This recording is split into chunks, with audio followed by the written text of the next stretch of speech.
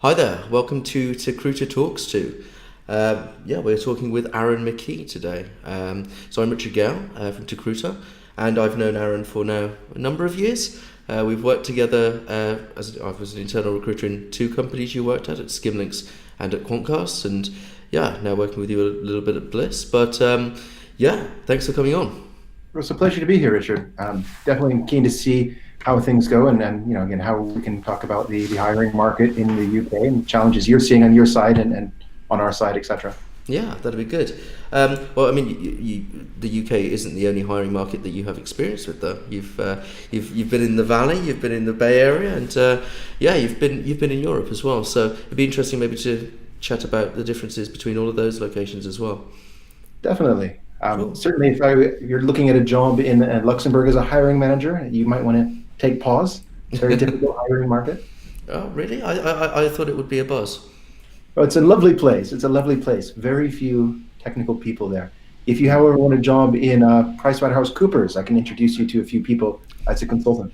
I've dared to dream, but no. But I thought we'd go through your profile and start at the beginning. Really, I mean, I'm quite keen to find out how you got into software engineering initially, because you seem to go straight into Intel, which is like really interesting. But how did you start off? As a child with no life and an overabundance of shyness and introversion, when my grandparents got me a computer for I think it was my 6th birthday, I took to it in a way that only a shy, introverted kid with a computer could take to it. Started teaching myself BASIC very early on. I was on a TRS-80 and I was building games effectively in the 4K of RAM that it had, copying basically code out of a book. This was the days where if you wanted to learn how to program, you were literally reading a book next to you and typing in the lines of code in the book, because there's very few other ways of transferring things, at least for the home computing world. Ended up getting a PC when we were 10, my family PC. Got really big into I probably shouldn't say this, the piracy scene for downloading games, and it was really fun to sort of break the copy protection on them and then edit all of my characters to my like RPG characters, so to get my 18 stats across the board and so forth. So Reroll. First language I learned outside of BASIC was assembly, so I could figure out how to decompile the save games and edit the hexadecimal characters and things at the time. At that point, being a geek early on, again, the doors were open in a lot of places. Okay. Self-taught. So self-taught, and then how old were you when you went into Intel? Well, I actually started a little bit before that. It's maybe the less glamorous part of my CV. I think the first job I actually had was working at Bank of America. I was an IT support person. Your hard drive crashed, I would crawl under desks to try to fix it, reinstall Windows, editing things like INI files in Windows, because inevitably those things got corrupted. Okay. Went from there and gravitated into the illustrious life of telephone support for semantic products. Okay. Again, off of the glory of my being self-taught as a geek, they thought I was good enough to answer phone calls from the public and then fix the computer problems. After that, then I joined Intel. I want to say I was probably 20, 21 maybe at the time. Okay. In Portland, Oregon. Came in as somebody actually in QA to begin with, and started doing side programming on the side. And by demonstrating that competency, I ended up moving into proper software engineering and then into sort of being effectively a lead across a number of different groups and doing some exciting things there. Yeah. So basically clawing viciously up the food chain to some of the less sexy end of the job spectrum. Okay. And it was on from there. I know you had another couple of jobs as well, but then you joined Berkeley. Yeah, this was there was this period called the dark ages for geeks around 2001. Everything sort of went sideways. Figured after being unemployed a year, I could make this unemployment a little bit more productive by finishing my degree. I'd been taking night courses before that for a while. Okay. So rather than be unemployed for 3 years, I decided to be a student for two of those years. Ended up graduating from Berkeley with degrees in computer science and psychology, which is maybe a more effective way of spending it than sitting and eating ramen noodles in a flat share in San Francisco. Yeah, much better. I mean, Berkeley, the name is amazing. So was computer science your major and psychology your minor, or were they both majors? Both majors. I think actually I'd been going to school for about 10 years before that. I graduated Berkeley in my early 30s. I've been taking sort of courses at night while working at Intel and other jobs. I think I took courses from entrepreneurship, business, anthropology, psychology, computer science. I ended up with enough credits to get minors and I think two other degrees. They ended up getting like two proper degrees, majors in computer science and psychology. Wow. Because I saw your GPA was like really, really high as well. Uh, some people went to Berkeley and they come back with interesting memories of all the relationships they've had. I have interesting memories of homework. um, I mean, I could probably talk to you for about an hour about psychology and the stuff you were doing there. It might not be listening on a tech podcast, but do you think that your knowledge of psychology has helped you at all? I suppose hiring people might be an area in which it might be quite interesting. Yeah, I mean, I think some of the careers that I've chosen have been ones where being able to think about how the human mind works, how people make decisions, has been hugely influential. Some of my career, for example, has been in the search space at a company called Ask Jeeves, Ask.com. I was one of the main engineers building out the data sets and product around effectively what was called Ask City. This was sort of before Google Maps was really a thing. It was kind of like Google Maps. You'd search for like burritos late night in the Mission District in San Francisco, and I would help provide answers on that on a map. And you start thinking about, you're reconciling all these different data sets, and you ask yourself, like, how would I make this decision? What is a good result for a burrito in the Mission District? And there's a few applications there on how people make decisions. Coming into advertising, which is a really interesting field, it's even more so relevant, where you think about, like, how do you put products into an ad? How do you choose people who might be responsive to a particular ad, and understanding how people make decisions, how you can use psychological principles like anchoring to influence some of those decisions. Going into like machine learning and data science helps you understand how to ask the right questions of data to try to get the leading indicators of how decisions ultimately get made, how to put those in context. It's hugely interesting. I think, again, psychology, it means different things at different schools. In some cases, some schools, it's almost kind of like a branch of philosophy or English. It's sort of a very creative role. At Berkeley, it's a hard science in pretty much any typical sense of hard social sciences. Almost every course we had to basically think about it from an experimental science perspective. We had to be guinea pigs in scientific experiments. Every class required you to be a guinea pig in at least 2 psychological research experiments that the university was running, and forced you to also run your own experiments. So you had very deep coverage of statistics, of type 1, type 2 type errors, other types of logical fallacies and confounds and so forth. And I think it's actually a far better preparation for my journey in data science than anything I studied in computer science. In computer science, I would learn about the mechanics of how these things worked, but it was in statistics and psychology that I learned to ask questions like, well, what does this actually mean? I think actually having hired data scientists, data analysts, etc., that's inevitably where most of them fail when they fail, is they pull numbers. They're very good at getting numbers. They don't know what it means. And inevitably, again, you heard this quip, data science is 80% data and 20% science. If you don't know how to massage that 80% of it into something useful and interpret the results of that, it's just garbage. I think the psychology has been really useful in helping put things into context like that. That's really good. It's I think I've seen it once or twice in my entire career in people's academic background, and I think it's since meeting you, I when I see it, I gravitate towards it as a result. But you joined Ask.com after your degree. Now, I have a bit of a I don't know if this is at all correct, but search and search engineering is very, very sought after and very, very prestigious. I mean, when people want to work for Google, Mountain View, it's like, I want to work in the search team. Was that the case in Ask.com, and why is search engineering so sought after?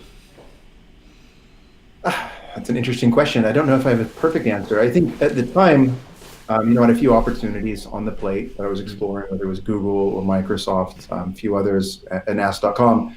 But Ask.com, even at the time, was a number 2 or number 3 player. It wasn't the sexiest label to work on. But it was a small company. I think at the time it was like 300 people. And I think what I've always gravitated toward is, a company that's sort of small enough that I feel I can have an impact. And I didn't get that sense at some of the bigger companies. I think the thing that's interesting about search is, again, at the time, before sort of data science, machine learning really took off, it's one of the hardest problem domains that existed in sort of the 90s and early 2000s. In terms of just the scale of data is incalculable versus almost any other domain that you would have.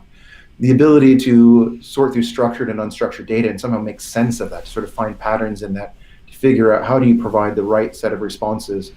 The ability to even just run experiments, like you give this particular search result set to you, give a different search result to somebody else, compare how you interact with that. Again, it provides a real forum for being sort of intellectual and creative in how you apply, again, social science principles, computer science principles to solve really hard problems at really large scale. I think from those perspectives, it's a super interesting field to be in. And now, a lot of the things that made that appealing are now appealing about data science and the applications of data science. Good. I mean, back then as well, I mean, you didn't have like the boxed distributed computing technologies like Spark or even Hadoop back then. So, were you building like a distributed system from scratch? Effectively, yeah. I mean, some of it, the simpler stuff you would just put on very heavyweight relational type databases, but most of it is you were building out sort of custom clusters.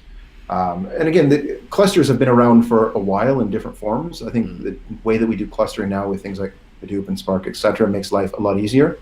But there were custom things even back then. And a lot of it fell into sort of supercomputer type technologies, even if you weren't using a supercomputer, which is effectively like process level parallelization. So you farm out a piece of work to a particular worker node, and it returns a result at some point in time. There's a very thin orchestration layer across that. What you had to do manually is sort of partition your data and say that you do this piece of data, you do that piece of data, and you sort of manually aggregate the results. But definitely you were doing distributed computing. You were taking a work set, you were dividing it up manually, farming it out to different worker nodes.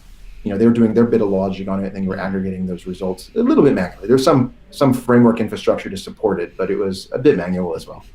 Well, I mean, you couldn't just like spin up things with AWS and say, okay, I need this many machines at this time. It's way more manual. Put in a business request. You need an extra 10 machines. Wait 6 months. Wait for your DevOps team, or what they used to call like sysadmin team back then, to deploy it.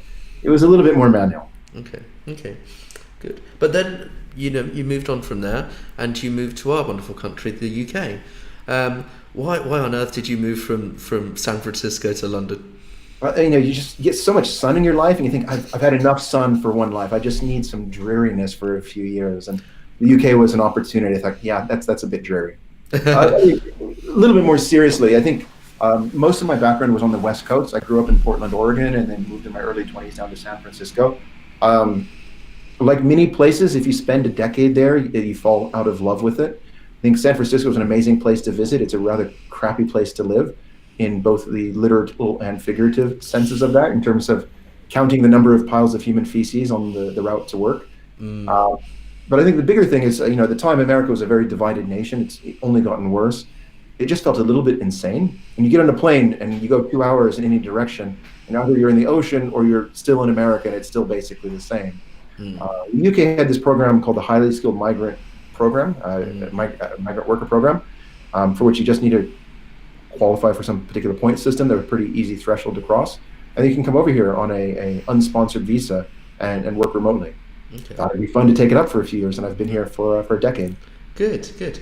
And this began your work in ad tech, which is, if not defined your career from that point, I mean, it's where you have had the most success, I would say. So why Struq? Why ad tech? And I suppose we should go back for our audience. Like, what was Struq? So Struq is it's a company that it no longer exists. It was sold to a company called Quantast. It was one of the first players in the European and UK market to apply big data and machine learning principles to the task of dynamically personalizing and optimizing advertisements on the internet, like display advertisements for, at the time, largely desktops and laptops and whatnot. And it worked in a model like if you went to a client like Topshop or Debenhams or any sort of like high street retailer online, we would chase you around the internet with ads related to what you saw online. Again, everybody expects it now. At the time, there weren't a lot of people doing that. And it was offering a very significant performance improvement over the traditional forms of non-personalized, non-dynamic advertisements. I went there, no engineer for the most part thinks, I really want to work in advertising. It's once you start describing the sector that actually it starts to become very interesting. And it has a lot of the same allure as the search space. The benefits of it outside of the search space is we actually have even more data for the most part than you get in search outside of the likes of Google. And it's a very experimental area. Every single ad that gets shown on the internet to every individual person has a huge data trail behind it, can be thought of as an experiment. You can apply so many principles of optimization and experimentation on it. It's really ripe for intellectual creativity and exploration. I think one of the parallels is I knew some people that sort of loved machine learning and algorithmic development, and they would go into places like finance or defense or other industries. And if you have a bad day in those sectors, other people are going to have a bad day with you. People lose their pensions, they lose their mortgages, they end up on a no-fly list, a cruise missile goes off somewhere it absolutely doesn't belong. If I have a bad day, a few people see the wrong sort of ad. And again, that sort of putting that risk into perspective really gives us a creative freedom to try new things, to try to make performance even better. And the nice thing about it is we run an experiment, we get results back in seconds or minutes or sometimes days, depending upon the volume of the experiment. But there's just instant gratification, this instant feedback loop. And that's really quite compelling. And Struq, I joined as basically one of the first engineers there, helping out build out that tech stack, applying what I knew from search space into a domain that previously hadn't really seen innovation in the machine learning, big data sort of space. And we grew to be the UK leader and then eventually the European leader for a while until eventually we weren't. And that's where we had an exit with a company called Quantast. Sure. I mean, I remember going back to my first days in recruitment when I was an agency recruiter about 2011, and I was always thinking I'd love to work with that company called Struq because they're building like this. What's machine learning? They're building a machine learning team. Like, you must have built one of the first big data machine learning teams in Europe. Certainly for the size of company that we were. I mean, again, I'm sure there's various big companies. I think even at the time, Palantir had an office here. Not sure if they were doing machine learning or big data at the time.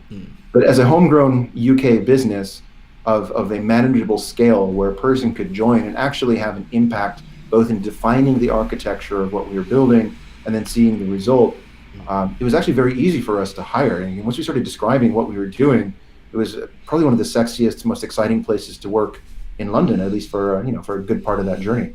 And that's fun. And I think that's one of the things that I really like also about where I am now at Blis is I think, for the UK, the scale of data we're processing, the size of the team, again, people can have a huge impact from myself all the way down to the people on my team on a day-to-day basis with a huge amount of creative freedom versus, like a Google and a Facebook, which are doing super exciting things, small fish, big pond, your individual contributions are much less.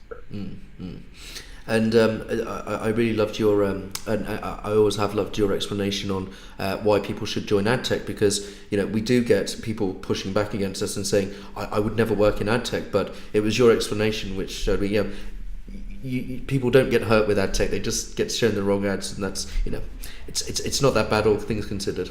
Yeah, I mean, I don't want to be too flippant about it. I mean, there are some things that we take more seriously. Like, we give huge amounts of creative freedom to run experiments.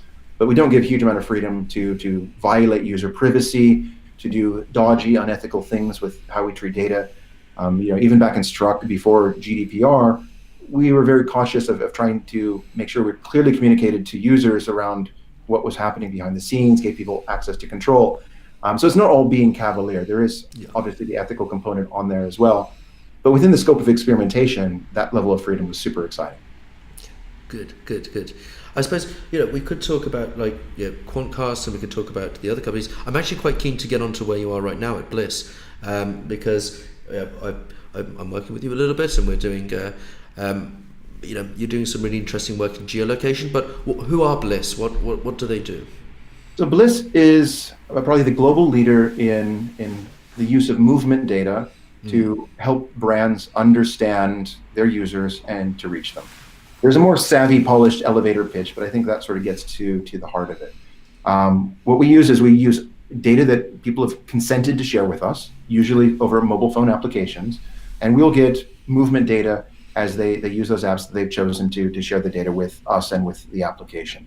And we're able to overlay that with what the commercial businesses are in the real world globally, to say that this person goes to McDonald's a couple times a week, this person goes to the gym, and be able to build behavioral profiles off of that, so that when a customer like a fast food restaurant comes to us, they can say, well, tell me about the people that eat at my restaurant.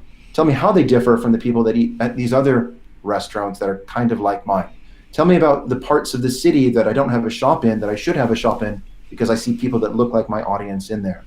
And then help me reach them with effective advertisement, usually in mobile applications. So we are really effective at capturing huge amounts of movement data, signals that come from mobile phones that people are sharing with us, and then to be able to build analytics off of the back of that, and then also to be able to build ways for customers to be able to reach out to those customers using that data. Okay. So, I mean, the way I like to, well, I think you explained this to me, like where Quantast knows where everybody is on the internet. Blis have geolocation data on a lot of people. Yeah, I mean, it's probably a little bit less creepy than that. I mean, we don't track where people are at home and so forth. We don't know if you've been naughty or nice or anything like that. Our data sets are largely focused on retail and public spaces. But yeah, I mean, we know a huge swath of the world about where people are traveling. We are a global business. We have around 250 people, around 40 people in engineering, offices, ranging from Singapore, Hong Kong, Sydney, New York, obviously here in London and other places as well. And that makes it really exciting. I mean, to be able to operate in a truly global business, again, with a fairly small team where I know everybody here by first name, mostly also by last name, but at least by first name. And that's a nice experience. Good. I mean, in terms of the actual technology then, so you're using the geolocation data to make the audience segments far more accurate. I mean, do you also have like a demographic data on these users, like age, sex, and using that to enrich the targeting? To some extent, yes. I mean, we do get a certain amount of socio-demographics as well, and some of our clients will also be able to overlay that with third-party demographic data. But the typical use case might be, let's say we take a major brand, like one of our investors is Unilever, huge multinational global brand, and they might want to sell shampoo. So we might have an ad that targets people that live near some of the Walmarts in the US, for example, that might be selling that type of shampoo. And we are able to put ads in showing that shampoo. And then we are able to measure that more shampoo was sold at Walmart's. The shampoo example is a fairly prosaic one. I think there's also examples of other clients like McDonald's, for example, that might run campaigns to understand, this person eats Egg McMuffins in the morning. Maybe we should show them an Egg McMuffin ad on a Friday to something to see if we can get them to go and shop when they're walking nearby a McDonald's. You found my segment. McDonald's is definitely targeting me with that because I eat far too many Egg McMuffins. Yeah. I think sometimes we also chase people that go to fast food restaurants with gym ads as well. So maybe we can have a positive impact on your lifestyle as well. That's a good way to look at it. Well, you've got so much experience in the ad tech space from multiple companies where you've been CTO and a senior engineering and product leader. Where do you think the ad tech industry is going? What do you think the main challenges are, and what does the ad tech industry have to do, especially post GDPR? I think it's been interesting. I think if I were to be a little bit frank, my experience with the ad tech industry is there's been a lot of players that aren't strictly ethical in the traditional sense. What they do as a business in terms of whether they, how they use user data, how they sort of run their business, it's not always really been, I think, above board. I've had the benefit of working and insofar as I've been a leader, having influence, that the businesses I work on, we are above board. We do take the ethical stance. We do try to respect privacy and follow the regulations and do the right thing generally. I think what's been good about things like GDPR and things like the California Consumer Privacy Act that's coming into play later this year, early next year, is that a lot of these companies that are a little bit more on the dodgy side, they're starting to shake out of the industry. I think the move in the industry as well to greater transparency, to greater auditing, to customers having more access to the black box that a lot of these companies have historically operated in. Again, that's causing a lot of shakeout of the bad players. And I think that's been a remarkably good force. I think there have been some challenging forces as well. There's been huge consolidation in budgets and activity around the likes of Google and Facebook. That's a mixed blessing in various ways. I think sometimes if you put all your eggs in a couple of different baskets like that, they become a very dominant force. And again, everybody reads the news, right? You've seen some of the things that have come out around how Facebook has used the data, not just to understand their users, but potentially to manipulate political discourse. some people have concerns like that, and those some people might be things like the U.S. Congress and the Houses of Parliament and others. It'll be interesting to see how that particular vein plays out. I think you'll see increasing regulation, especially on those dominant players like Google and Facebook, where they will be much more under a microscope, much more susceptible to government insight and regulation. I think it'll generally be a good force for the industry. Are you worried about extra regulation or regulation that isn't bounded if, say, there's more scandals like what happened with Facebook and Cambridge Analytica?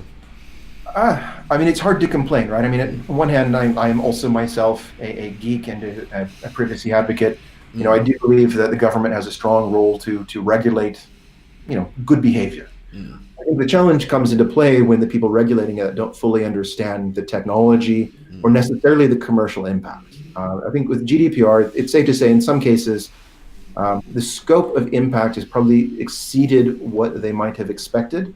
The commercial impact has potentially exceeded what they might have expected.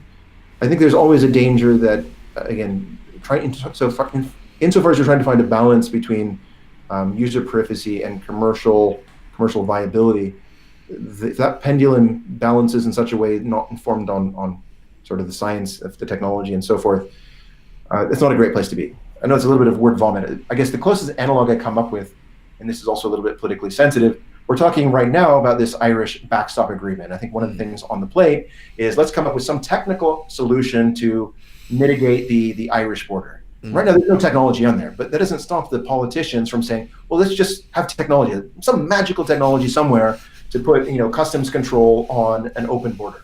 But maybe it doesn't exist. And sometimes I think you see, again, philosophies like that, approaches like that, expanding beyond just things like the Irish backstop to all forms of regulation. I think having them be well aware of the commercial uses of data and what's practical and possible, I think would be only a good thing. So back to the question, am I afraid of additional regulation? No, I think we've always taken this has been a competitive advantage. We've taken a very encompassing approach to this.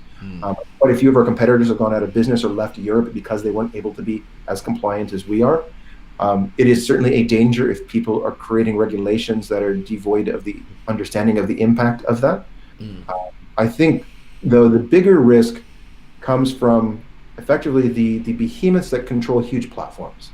I think one of the examples of that might be, Apple with Safari. They have this thing called ITP, Intelligent Tracking Protection. Effectively, it's now blocking first-party cookies if they feel the first-party cookie has any sort of tracking semantics associated with that. That'll be a little bit jargony for a second, but one of the things they're doing is a first-party cookie. Let's say you log in to Topshop and you want to go buy an outfit or Topman or whatever.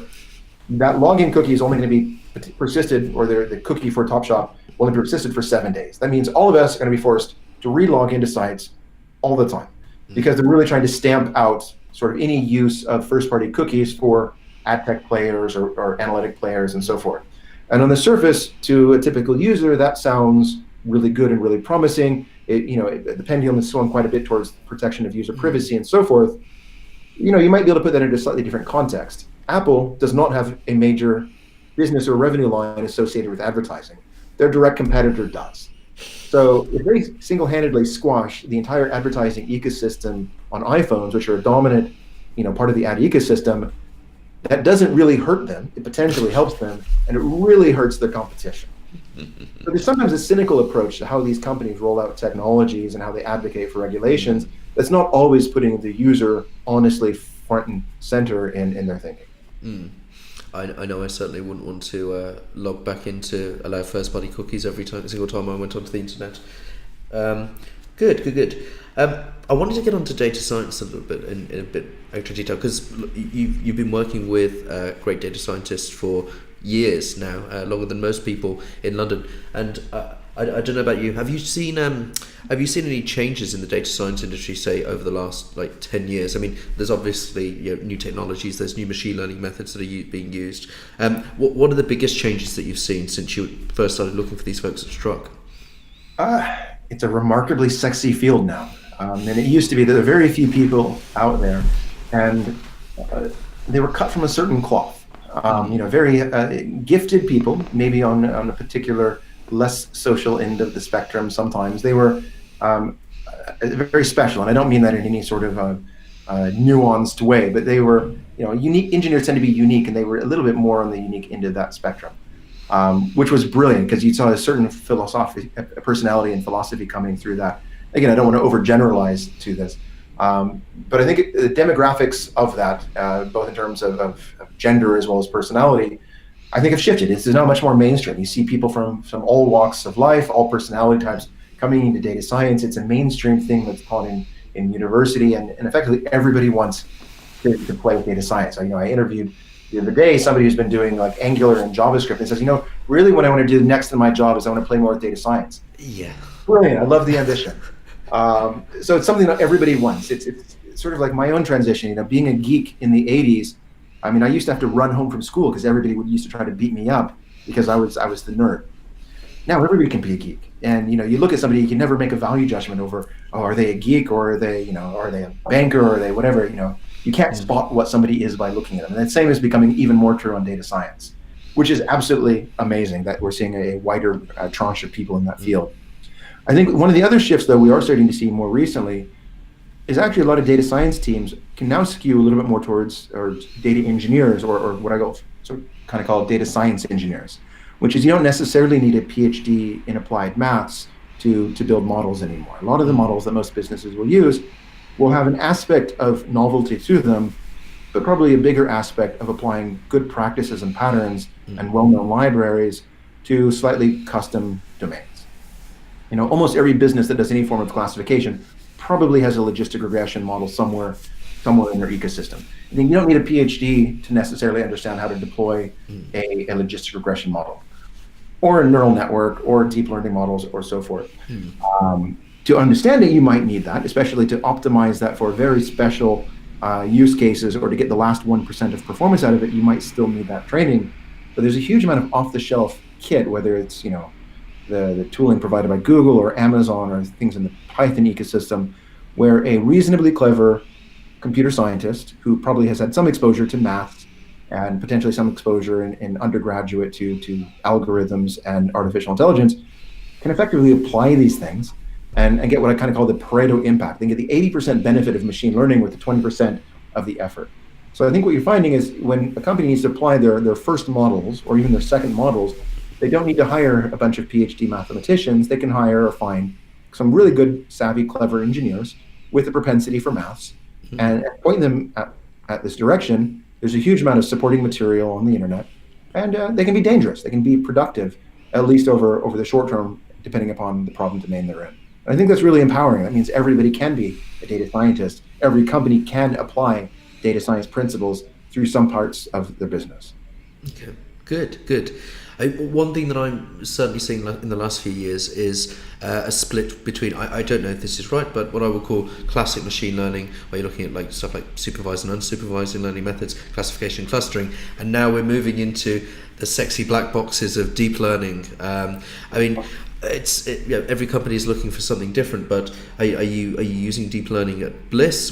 What's your opinion about deep learning as such? Because I know it can be maybe a little contentious even.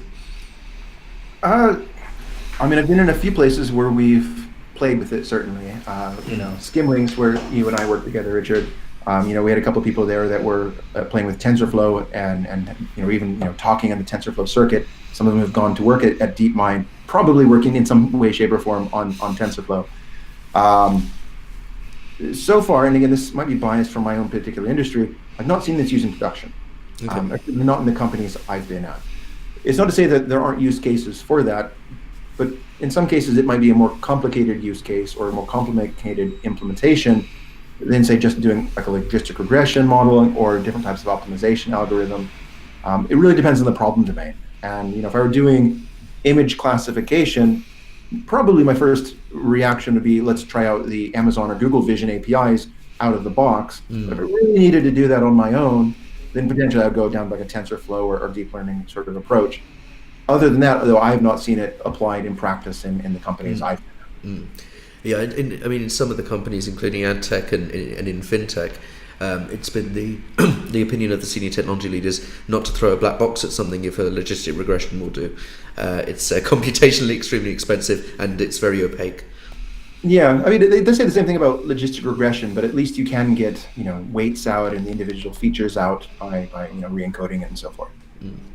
There are some environments in which I've worked where they're doing really quite hardcore research. Babylon Health would be an example where they're doing cool stuff with like every CNN and RNN known to man, and like Bayesian inference and like probabilistic programming where it gets extremely to the bleeding edge of where the research is going. But in ad tech certainly and in fintech, I've seen much more of what I would call the classic machine learning.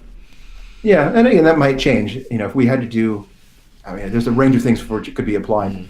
I think my general guidance to other managers when I've sort of mentored and so forth is don't always jump to the sexiest, newest thing. Boring tech is actually pretty interesting, especially if you're operating at scale. Like, as a business, just being in a smaller business has its own set of challenges. What is your product market fit? How do you make your customers happy? How do you grow your team? How do you maintain the code that you have? How do you evolve from sort of early technical adopters and sort of prototype code to something that's more production ready? As a business, as a leader, you sort of want to minimize the pain that you face. And again, there are different ways of doing that. If you have a really significant and ambitious product challenges, like you need to process terabytes of data with, single-digit millisecond latency response times and so forth, that's a really hard problem. Don't make your problem even harder by throwing in really hard technology unless you need to. And again, if you need to, and if it's competitive advantage, you should do so. But again, try to figure out how to minimize the pain across your ecosystem.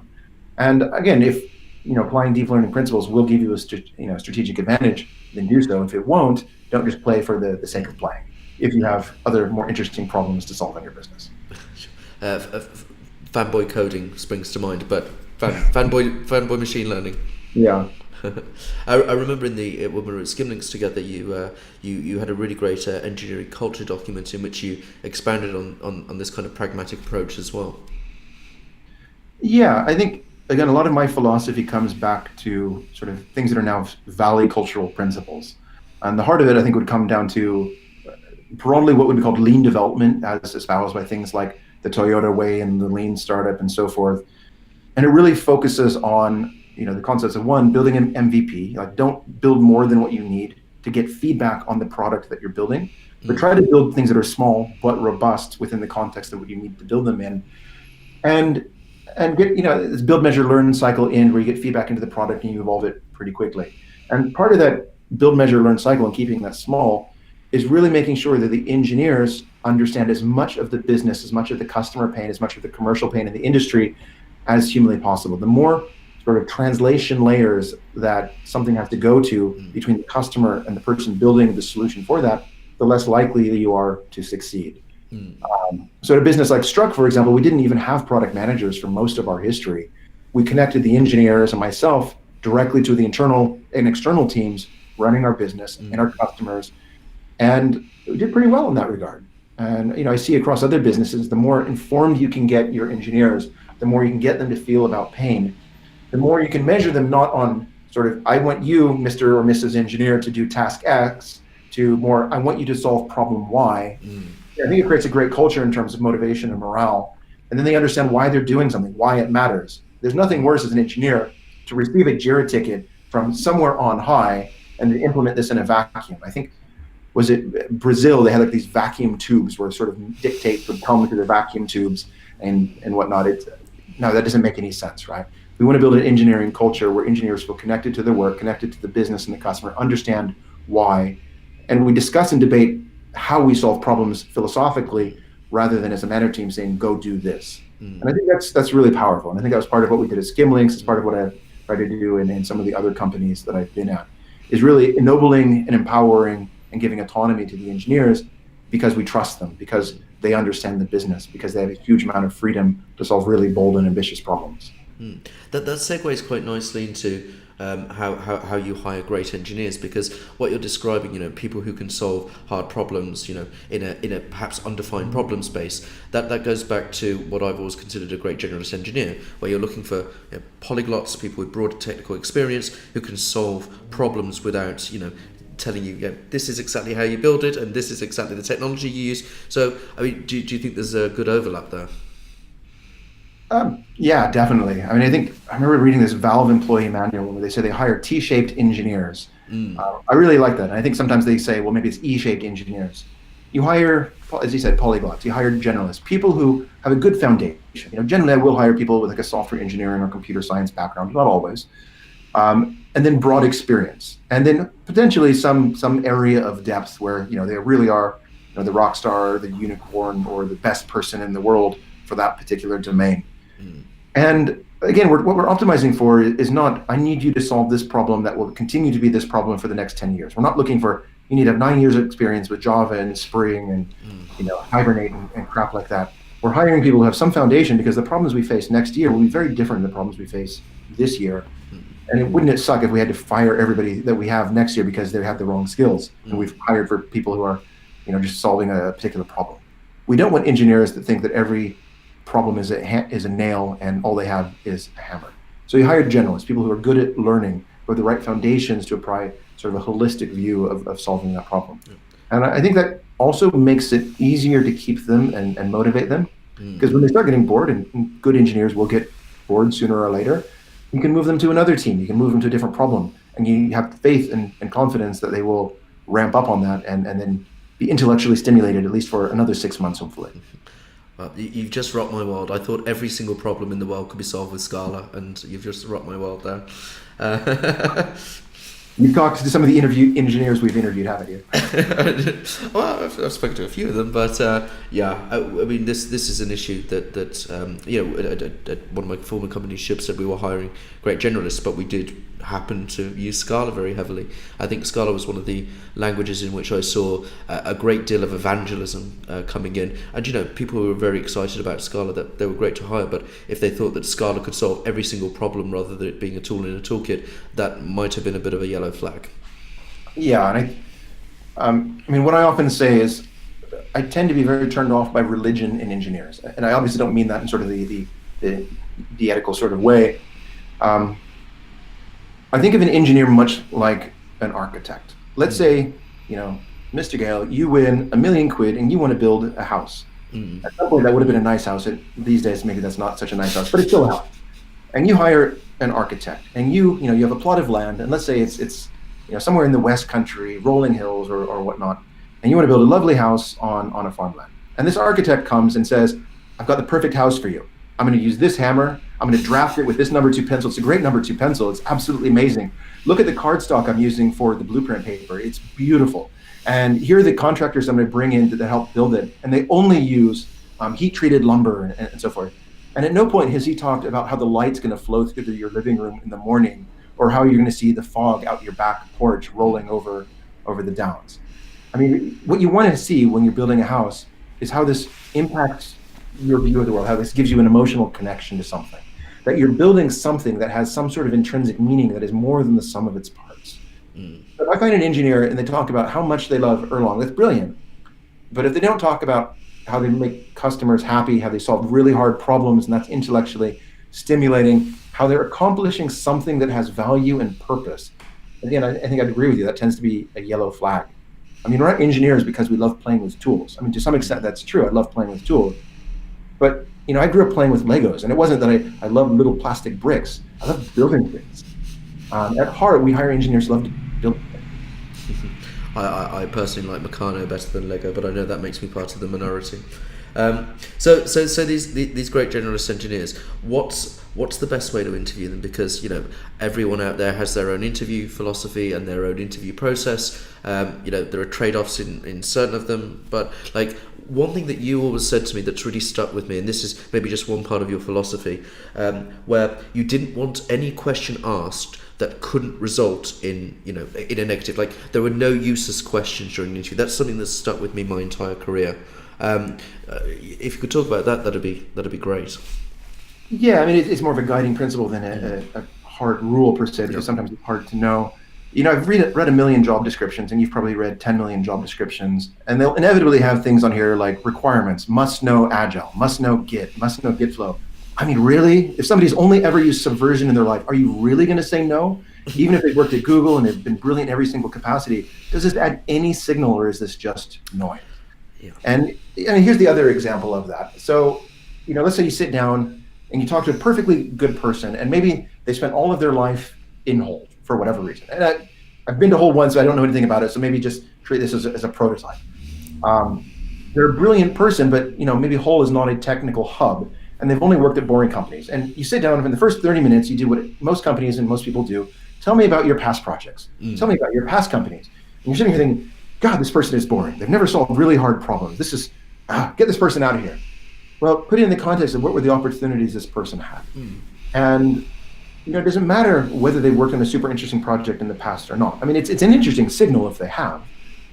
But what you actually care more about is, can they solve the problems that you have now, today, and in the future for you, not what problems they've done in the past. But usually my guidance to the people that we interview here and so forth is actually we look at the CV just to get broadly the set of keywords that we can dig on. If somebody doesn't have Hadoop on their CV, maybe we don't even need to bother talking about Hadoop. If they do, maybe that's fair game. That gives us sort of the vocabulary that we can approach the candidate with. But certainly nobody should talk about, tell me about this last project. Tell me what you did. Tell me the problems you faced. Because maybe they didn't have the greatest opportunity. And here's the other half of this. You don't know what an individual's contribution was to that project. In my university career across a range of schools that I went to, we always had these group projects, and I hated them. Hated it mainly because inevitably there was, some group of people that were really busting their ass, invested in the project, and there was usually one person who did nothing other than show up to the meetings, maybe, and then they got their name on the project. But at the end of it, when they do the project wrap-up conversation, they can talk about it just as well as everybody else. They look like they have the reflected glory of other people's work. So again, I don't think it adds a lot of signal. So what I usually focus on are for the most part, real-world questions relating to problems that we've already solved, or things that really interest us about problems we expect to solve, and we try to get people to work through those. Wherever possible, the focus on our hiring is on real-world types of problems that the person will face. We try not to throw too many brain teasers at people. How many fire hydrants are in Manhattan? Again, maybe it's interesting, but I don't think it correlates with much. Tell me how to implement an LRU cache. What are the data structures imposed on that? What is the computational complexity of that? Can you implement this in a lock-free way? How would you, make this sort of thread safe and reentrant and so forth? We do that. I personally implemented LRU cache in 3 different companies for 3 different reasons. Tell us how you would solve this particular big data problem or implement this sort of machine learning model. And again, you get people to start walking through those sort of problems, you get to see how they think, the questions they ask, and that's really an interesting part of sort of candidate interviewing, is what questions they ask, what assumptions do they make. And you also get to see how their eyes light up around the interest of the problem to make. If they're super bored, they don't ask any follow-up questions, they don't seem to be intellectually engaged, well, that's a yellow flag, I guess, right there.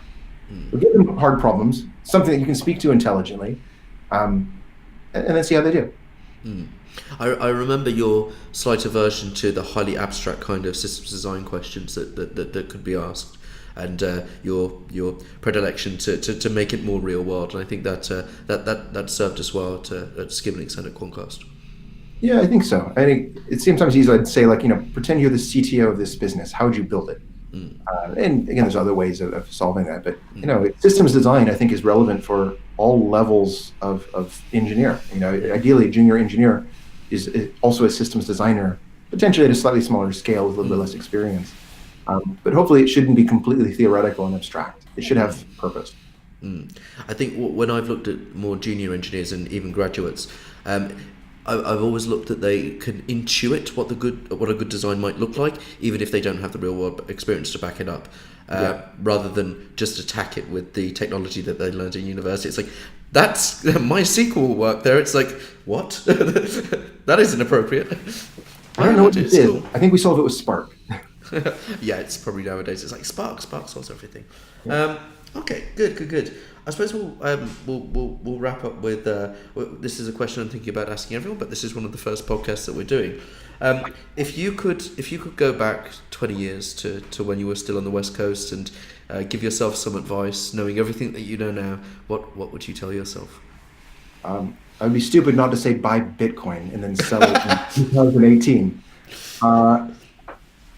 I think it's hard to predict everything. I think what I would say is the journey has its ups and downs, but find interesting problems and interesting people to work with, and it'll keep you intellectually stimulated, and probably buy Bitcoin.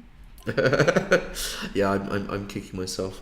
Yeah, I think working on interesting problems and with interesting people has certainly helped my career, but also kept me sane as well, which is very very very useful and meaningful as well. I've worked with some really meaningful places and with some really really meaningful people, including yourself. So yeah, I suppose we could wrap it up there. This is one of the first ones we're doing. Unless you wanted to add anything about yourself that people should know about. Oh, I think people know way too much about me at this point already. No, it's been a pleasure chatting with you, Richard. I really enjoyed it. Cool. Okay. Well, thank you, Aaron.